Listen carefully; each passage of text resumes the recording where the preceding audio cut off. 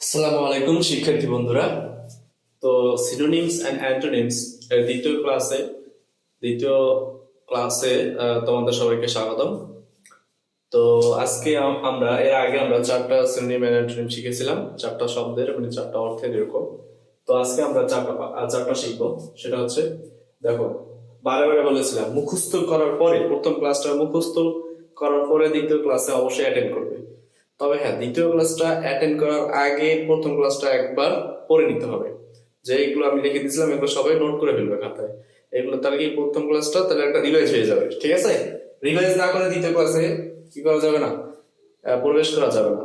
হ্যাঁ, মানে কি, তুমি প্রথমে যে চারটা পড়ছো সেই চারটার সাথে আজকের চারটা মিলে 8টা হবে, মানে টোটাল আর তোমার 8টা হইলো। তার মানে দ্বিতীয় ক্লাসে এই 8টার সাথে, মানে এই 8টা প্রথমে পড়তে হবে। তার মানে প্রথমগুলো তুমি যে পড়ে আসছো ওইগুলো যে স্কিপ করবে মানে বাদ দিবে এরকম না, ওইগুলো রিভিশনের উপরে থাকতে হবে, নাইলে কিন্তু ভুলে যাবে। এটা হচ্ছে কিন্তু মুখস্থ করা বড় একটা শর্ত, ওইগুলো রিভিশনের উপর রাখতে হবে। যদি রিভিশন না করো তাহলে কিন্তু তুমি ভুলে যাবে, ঠিক আছে? অবশ্যই রিভিশন করো।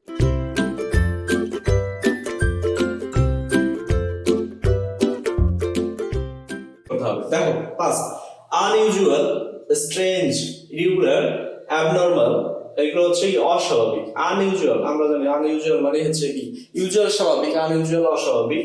স্ট্রেঞ্জ মানে কি অদ্ভুত বা অস্বাভাবিক, যা দেখতে অস্বাভাবিক লাগে। ইরেগুলার মানে অনিয়মিত, অনিয়মিত আর অস্বাভাবিক একই। হ্যাঁ, আচ্ছা, অ্যাবনর্মাল মানে কি, অ্যাবনর্মাল মানে হচ্ছে কি অস্বাভাবিক, মানে সে নরমাল না, তার ভিতরে নরমালিটি নাই, তাহলে কি অস্বাভাবিক। আচ্ছা, অ্যাবনর্মাল। আচ্ছা, নরমাল হচ্ছে কি স্বাভাবিক, ন্যাচারাল আমরা জানি স্বাভাবিক, ন্যাচারাল বা প্রাকৃতিক বা স্বাভাবিক, ন্যাচারাল, ইউজুয়াল স্বাভাবিক, ইউজুয়াল স্বাভাবিক। এভাবে মুখস্থ করে ফেলতে হবে প্রত্যেকটা ওয়ার্ড। যদি যেটা তুমি পারো সেটাকে আর বেশি বেশি পড়তে হবে না, যেটা পূর্বের পরিচিত। আর যেটা দেখবা তোমার অপরিচিত লাগতেছে সেটার সাথে সাথে কি 15, 20 বার, 50 বার, 100 বার বলে বলে মুখস্থ করে ফেলতে হবে এরকম।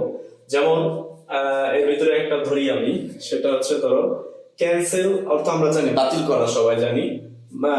ওয়াইপ আউট, ওয়াইপ আউট অর্থ লোপ করা, এটা আমরা জানি না অনেকে, হয়তো হয়তো তাহলে ওয়াইপ আউট লোপ করা, ওয়াইপ আউট লোপ করা, ওয়াইপ আউট বাতিল করা, ওয়াইপ আউট বাতিল করা, ওয়াইপ আউট বাতিল করা। শব্দটা কিন্তু লোপ করা, বাতিল করা বাংলা একই, বাংলা একই, এটা বুঝতে হবে। আচ্ছা, এরকম ভাবে প্রত্যেকটা এরকম ভাবে 20, 30, 40, 50 বার মুখস্থ করে তারপরে শুরু থেকে একবার না ধরে দেখবে, বলবে, দেখবে যে হয়ে গেছে। মানে বাংলা অর্থটা অবশ্যই কি ঢেকে রাখতে হবে। এক্সপোঞ্জ অর্থ কি লোপ করা, অ্যাবলিশ, অ্যাবলিশ অর্থ আমরা জানি কি লোপ করা। আচ্ছা, বিল্ডার, বিল্ডার অর্থ কি তৈরি করা, কোনো কিছু তৈরি করা বা উৎপাদন করা। হ্যাঁ, উৎপন্ন করা, বিল্ডার উৎপন্ন করা। কনস্ট্রাক্ট, কনস্ট্রাক্ট মানে হচ্ছে কনস্ট্রাকশন করে না, কোন একটা বিল্ডিং তৈরি করে, তার মানে কি উৎপাদন করা, উৎপন্ন করা, উৎপন্ন। প্রডিউস, প্রডিউস হচ্ছে কি উৎপন্ন করা। আচ্ছা, শর্টেন মানে হচ্ছে কি সংক্ষেপ করা, মানে কমানো।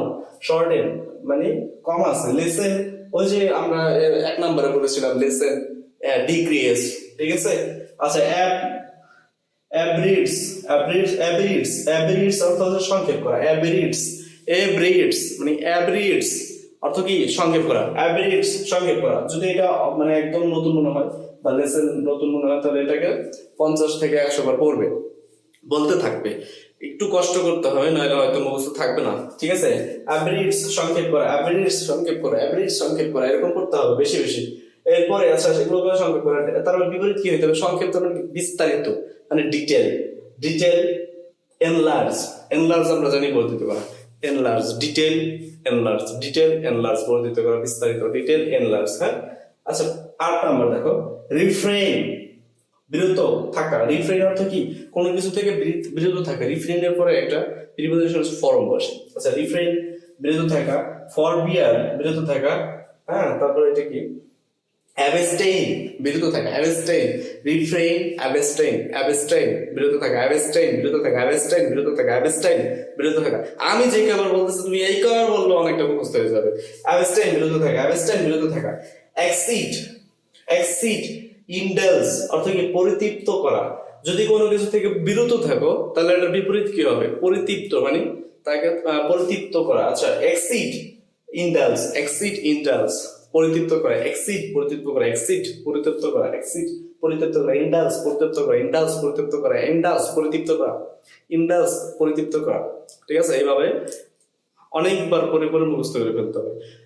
যদি কোনো একটা ওয়ার্ডের উপর যদি তোমার মনে করো কনফিউজড বাজে যে না এই ওয়ার্ডটা এই অর্থ না হতে পারে, বা এই বাংলা অর্থটা মানে বাংলা শব্দটা পরিপূর্ণ না বা যথার্থ না, তাহলে ওইটা তুমি সাথে সাথে কি করতে পারো, চাইলে গুগল করতে পারো বা ডিকশনারি খুঁজতে পারো। ঠিক আছে, আচ্ছা আজকের ক্লাসটা এখানে শেষ করতেছি। আমাদের ক্লাস অবশ্যই তোমরা চ্যানেলটাকে সাবস্ক্রাইব করবে এবং শেয়ার করবে। নিজের প্রয়োজন না হলে অন্য প্রয়োজনে হয়তোবা লাগতে পারে। ঠিক আছে, ধন্যবাদ সবাইকে, এবং একটা সাবস্ক্রাইব করবে, চ্যানেলটাকে সাবস্ক্রাইব করবে এবং লাইক দিবে। আচ্ছা আজকের ক্লাসটা এখানে শেষ করতেছি।